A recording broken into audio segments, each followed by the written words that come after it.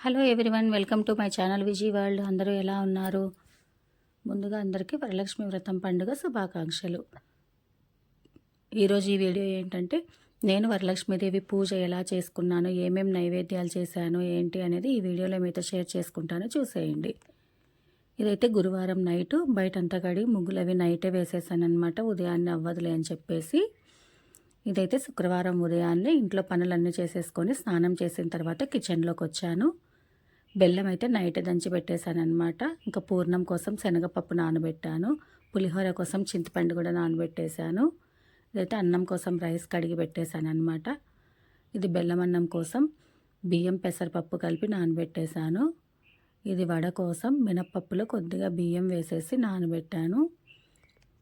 ఇంక ఇవైతే శనగలు వాయినాలు ఇవ్వాలి కదా అని చెప్పేసి శనగలు నైటే నానబెట్టేశాను. ఇంక ఇదైతే పూర్ణం బూరెల కోసం అనమాట. బియ్యం పప్పు నైటే కడిగి నానబెట్టేసాను. ఎందుకంటే ఇవి ఎక్కువసేపు నానాలి కదా, ఒక 5 to 6 hours. అందుకని చెప్పేసి బియ్యం కడిగి ఒక అరగంట అయిపోయింది. బియ్యం నానాయిలే అని చెప్పేసి ఇంకా రైస్ కుక్కర్లో పెట్టేశాను అనమాట. ఇంకా అన్నం అయ్యేలోపు కుక్కర్లో బెల్లమన్నం కోసం బియ్యం పప్పు నానబెట్టింది ఉంది కదా, అది వేసి వాటర్ వేసేసి కుక్కర్ పెట్టేశాను స్టవ్ మీద. ఇంకో కుక్కర్ తీసుకొని అందులో శనగపప్పు వేసి నీళ్ళు వేసేసి స్టవ్ మీద పెట్టేశాను అనమాట. ఇది పూర్ణం కోసం. ఇంక ఇవన్నీ అవుతూ ఉంటాయి కదా అని చెప్పేసి పెట్టేశాను. ఇంకా ఈ కుక్కర్లు పక్కన పెట్టేసి మిగిలిన పని చేసుకోవచ్చని. ఈలోపు మా ఆయన స్నానం చేసి వచ్చేసాడనమాట. ఇంకా ఆయన మామిడాకులు కడుతూ కూర్చున్నాడు తోరణాల కోసం. ఇంకా కుక్కర్ విజిల్ రాగానే రెండు దించేసి ఒకవైపు పులిహోర కోసం పెట్టేశాను అనమాట. చింతపండు గుజ్జు తీసేసి అందులో ఉప్పు పసుపు బెల్లం వేసి పెట్టేశాను. ఇంకా అది అవుతూ ఉంటుందిలే అని చెప్పేసి ఇంకొక వైపు అయితే చిత్రాన్నంకి తాలింపు పెట్టుకుందామని చెప్పేసి పెట్టాను. ప్యాన్ పెట్టుకొని అందులో ఆయిల్ వేసేసుకొని ఆవాలు జీలకర్ర మినపప్పు శనగపప్పు పల్లీలు అన్నీ వేసి వేయించుకోవాలి. ఒక 50% వేగిన తర్వాత పచ్చిమిర్చి ఉప్పు పసుపు వేసి వేయించుకోవాలి. ఇవి వేగిన తర్వాత అందులోనే ఒక 2 ఎండుమిర్చి కరివేపాకు వేసి వేయించుకొని ఇంకా ఆఫ్ చేసుకొని పక్కన పెట్టేసుకోవాలి. ఇంకా చింతపండు గుజ్జు మరుగుతూ ఉంది. ఇంకా ఈలోపు కుక్కర్ ప్రెషర్ పోయిందనమాట. సరే బెల్లమన్నం చేసేద్దాంలే అని చెప్పేసి ఇంకా కుక్కర్ ఓపెన్ చేశాను. బియ్యం బాగా మెత్తగా ఉడికిపోయాయి అనమాట అన్నం. ఇంకా స్టవ్ మీద పెట్టేసి అందులోనే బెల్లం వేసేసాను. ఇంకా వేడికి బెల్లం కరిగిపోతుంది అంత అన్నంలో. బెల్లం బాగా కరిగిన తర్వాత అందులోనే పాలు వేసేసుకోవాలి. వేసుకున్న తర్వాత బాగా కలుపుకొని ఆ పాలల్లో కూడా రైస్ బాగా మెత్తగా ఉడికిపోవాలన్నమాట. ఇంకా అందులోనే కొద్దిగా పచ్చకర్పూరం యాలకుల పొడి వేసేసి బాగా కలుపుకోవాలి. ఆ తర్వాత ప్యాన్లో కొద్దిగా నెయ్యి వేసుకొని జీడిపప్పు కిస్మిస్ వేసి వేయించుకున్న తర్వాత నెయ్యితో సహా బెల్లమన్నంలో వేసేసి ఒకసారి బాగా కలిపేసుకోవాలి. ఇంకంతే బెల్లమన్నం అయిపోయింది. పక్కన పెట్టేసి ఇంకా పూర్ణం కోసం శనగపప్పు బాగా మెత్తగా ఉడికిపోయింది. ఇంకా అందులోనే బెల్లం వేసి కలిపేసుకోవాలి. పప్పు వేడిగా ఉంటుంది కదా, అందులో బెల్లం వేసి కలిపేస్తే కొద్దిగా కరుగుతుంది బెల్లం. అందులోనే 2 యాలకులు వేసేసి మిక్సీ జార్లో వేసి బాగా మెత్తగా గ్రైండ్ చేసుకోవాలి. ఇలా పూర్ణం ఉండలాగా వచ్చేలాగా చేసుకోవాలి. ఇంక ఇది పక్కన పెట్టేసిన తర్వాత అన్నం అయితే చల్లారి పెట్టేశాను అనమాట. అన్నిటికీ సపరేట్గా తీసేసి 3 భాగాలుగా. ఇంకా చిత్రాన్నం ఇందాక మనం వేసుకున్న తాలింపు ఉంది కదా, ఇంకా అది అన్నంలో వేసేసి కలిపేశాను. ఇంకా తర్వాత అందులో కొద్దిగా నిమ్మరసం కొత్తిమీర వేసి కలిపి పక్కన పెట్టేశాను. ఇదైతే పులిహోర కోసం అన్నము. ఇందాక మనం ఉడకబెట్టుకున్న చింతపండు గుజ్జు అంతా అన్నంలో వేసేసి కలిపేసుకుంటే అది రైస్కి పట్టడానికి టైం పడుతుంది. ఈలోపు పులిహోరకి తాలింపు పెట్టుకుందాము. ఒక ప్యాన్లో ఆయిల్ వేసుకొని మినపప్పు శనగపప్పు పల్లీలు ఆవాలు జీలకర్ర పచ్చిమిర్చి ఎండుమిర్చి అన్నీ వేసి బాగా వేయించుకోవాలి. వేయించుకున్న తర్వాత కరివేపాకు వేసుకోవాలి. ఇంగువ వేసాను, ఆ క్లిప్పింగ్ అయితే మిస్ అయింది. ఇంకా తాలింపు అంతా రైస్లో వేసుకొని బాగా కలుపుకోవాలి. ఈ పౌడరు మెంతులు నువ్వులు జీలకర్ర 3 వేయించేసి పౌడర్ చేశానమాట. ఇంకా కొత్తిమీర కూడా వేసేసి అంతా కలిపేసుకోవడమే. ఇదైతే దద్దోజనం కోసం ప్యాన్ పెట్టుకొని అందులో కొద్దిగా ఆయిల్ వేసేసి మినప్పప్పు శనగపప్పు ఆవాలు జీలకర్ర మిరియాలు ఎండుమిర్చి కరివేపాకు వేసి తాలింపు వేయించేసి పక్కన పెట్టుకోవాలి. ఇప్పుడు చల్లగా అయిన అన్నంలో ఉప్పు వేసుకొని పెరుగు వేసేసుకొని బాగా కలుపుకోవాలి. కలుపుకున్న తర్వాత అందులో కొత్తిమీర వేసుకొని ఇందాక వేయించుకున్న తాలింపు ఉంది కదా, అది వేసేసి బాగా కలిపేసుకోవాలి. ఇక్కడితో అయితే రైస్తో చేసే ప్రసాదాలన్నీ అయిపోయాయి అన్నమాట. ఇది పక్కన పెట్టేసి ఇప్పుడైతే ఇంకా కేసరికి పెట్టేసుకుంటున్నాను. దానికోసం ఒక గిన్నెలో పాలు నీళ్లు కలిపి వేసేసుకోవాలన్నమాట. ఒక గ్లాస్ రవ్వకి ఒక గ్లాస్ పాలు వేసుకుంటే 3 గ్లాసులు నీళ్ళు వేసుకోవాలి.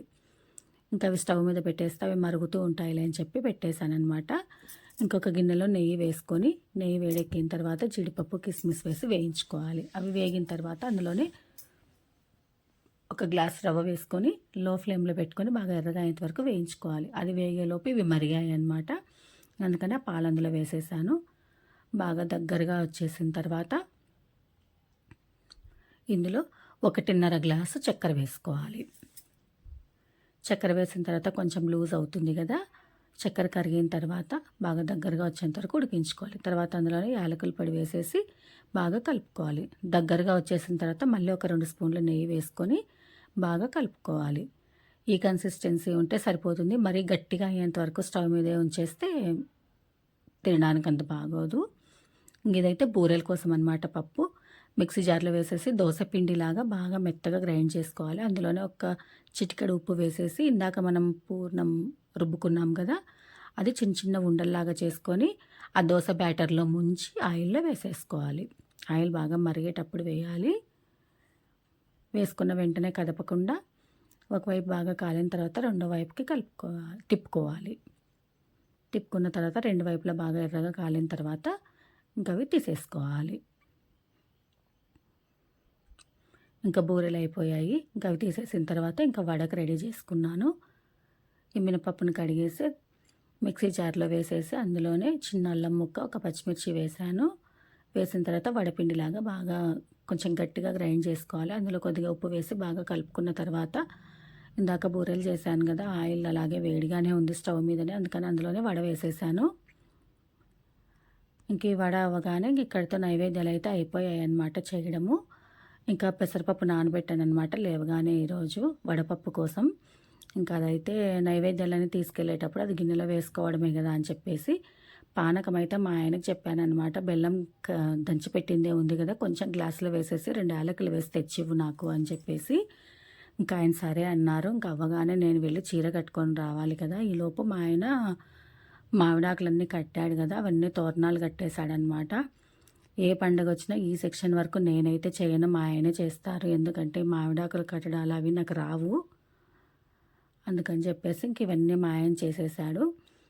ఈలోపు మా ఆడబిడ్డ కూతుర్ని రమ్మని ఫోన్ చేశానమాట. నాకు కొంచెం హెల్ప్ చేస్తుందిలే అని చెప్పేసి.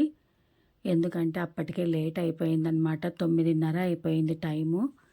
అందుకని చెప్పి తనకు ఫోన్ చేశామన్నమాట. రా శ్వేత నాకు కొంచెం హెల్ప్ చేయద్దు అంటే, సరే అత్త వస్తాలే అని చెప్పి తను వచ్చిందనమాట. తను వచ్చి నాకు నైవేద్యాలు అవన్నీ నా కప్స్లో వేసి తీసుకొచ్చేలోపు నేను ఇంకా పూజ రూమ్లో కలశం అంతా రెడీ చేసేసుకొని దేవుడి ఫోటోలకంతా పువ్వులు అవి పెట్టేసి చీరలు అవన్నీ పెట్టేసుకొని అమ్మవారికి కావాల్సినవన్నీ రెడీ చేసుకున్నానమాట. ఇంకా పసుపుతో చిన్నగా వినాయకుడిని తయారు చేసుకున్నానమాట. ఇంకా వినాయక పూజ అవ్వగానే ఇంకా పువ్వులు అక్షింతలు వేసేసి నేను దండం పెట్టుకున్నాను. ఇంకా నేను పెట్టుకున్న తర్వాత ఇంకా మా ఆయన్ని మా శ్వేతాన్ని కూడా పెట్టుకోమంటే వాళ్ళు కూడా పెట్టేసుకున్నారు. ఇంకా అన్నీ చదవాలి చేయాలి అంటే లేట్ అయిపోయింది. 10:30కి రాహుకాలం వచ్చేస్తుంది కదా, ఈలోపే తాంబూలాలు కూడా ఇవ్వాలి కదా ముత్తైదువులకి అని చెప్పేసి అన్నీ చదవాలి అంటే అవ్వదులే అని చెప్పేసి అష్టోత్తరంతో సరిపెట్టాలి అనుకుంటున్నాను. మార్నింగ్ లేవగానే టీవీ పెట్టేస్తానన్నమాట 5 గంటలకే. ఇంకా టీవీలో అష్టకాలు, సహస్రనామాలు, అష్టోత్తరాలు అన్ని దేవుళ్ళవి వస్తూ ఉంటాయి కాబట్టి ఇంకా అవి వింటూనే పని చేసుకుంటానన్నమాట రోజు కూడా నేను. ఇంకా సరే ఉదయం నుంచి అవన్నీ విన్నాను కదా, ఇంకా నేను చదవకపోయినా కూడా సరిపోతుందిలే అని చెప్పేసి ఇంకా టైం లేదు కదా అని అష్టోత్తరం అయితే చదివాను అనమాట. ఇంకా నేను ఈ పూజ చేసుకునే పూజ రూమ్లోకి వచ్చేసరికి టీవీలో అయితే వరలక్ష్మి వ్రతం స్టార్ట్ అయిపోయిందనమాట. అది వస్తూ ఉంది, అది వింటూ నేనైతే పూజ చేసుకున్నాను. నేను వ్రతం అయితే చేయనన్నమాట, ఊరికే పూజ వరకే అన్నీ పెట్టుకుంటాం కానీ తోరం అవి కట్టుకొని సంకల్పం చెప్పుకొని వ్రతం అయితే చేసుకోను. నాకు అదంతా ఏమీ లేదు, నాకు చేసుకోవడం రాదు కదా, అందుకని చెప్పి నేనేం చెయ్యను అవంతా.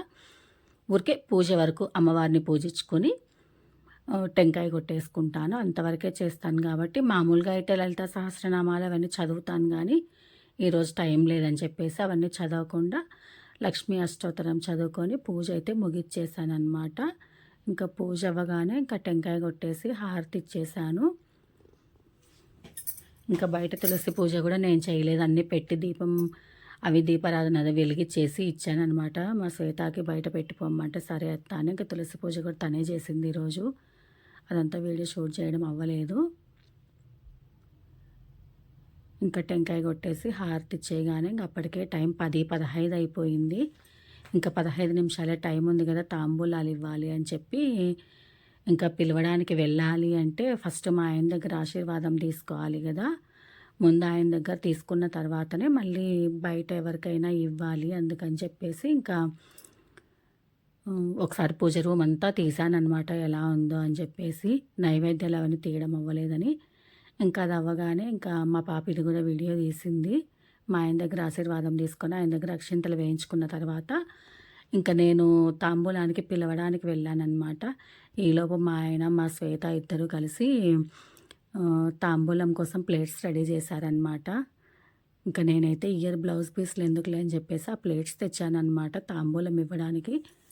అందులో అన్నీ పెట్టేసి ప్లేట్తో సహా ఇచ్చేసానమాట. ఇంకా నేను వెళ్ళి పిలిచి వచ్చేసరికి వీళ్ళన్నీ రెడీ చేసి పెట్టేశారనమాట. నేను మరీ పెద్ద ఎక్కువ మందికి ఏమి ఇవ్వనండి, ఒక 8 మందికి ఇచ్చానంతే.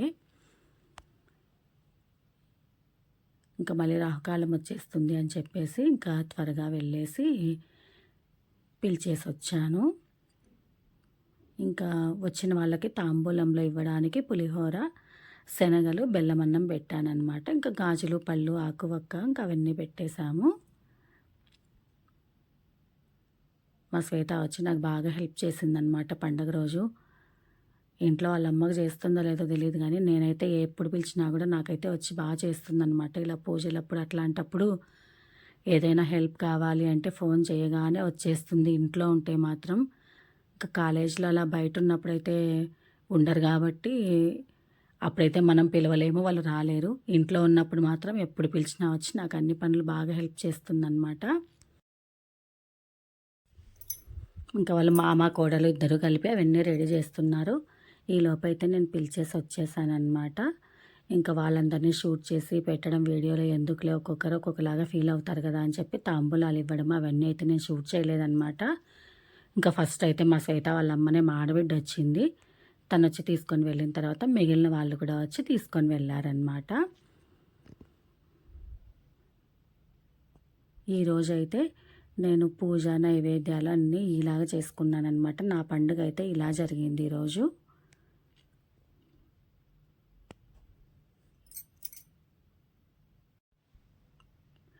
ఈ వీడియో ఎలా ఉంది ఏంటి అనేది ఒక కామెంట్ చేసి చెప్పండి. ఈ వీడియో మీకు నచ్చినట్టయితే మీ ఫ్రెండ్స్ అండ్ ఫ్యామిలీ మెంబర్స్కి షేర్ చేయండి. నాకు వచ్చినంతలో నేనైతే నా పూజ ఇలా కంప్లీట్ చేశానన్నమాట. ఈ వీడియో కనుక మీకు నచ్చినట్టయితే లైక్, షేర్, కమెంట్ చేయండి. Please subscribe my channel. Thanks for watching video.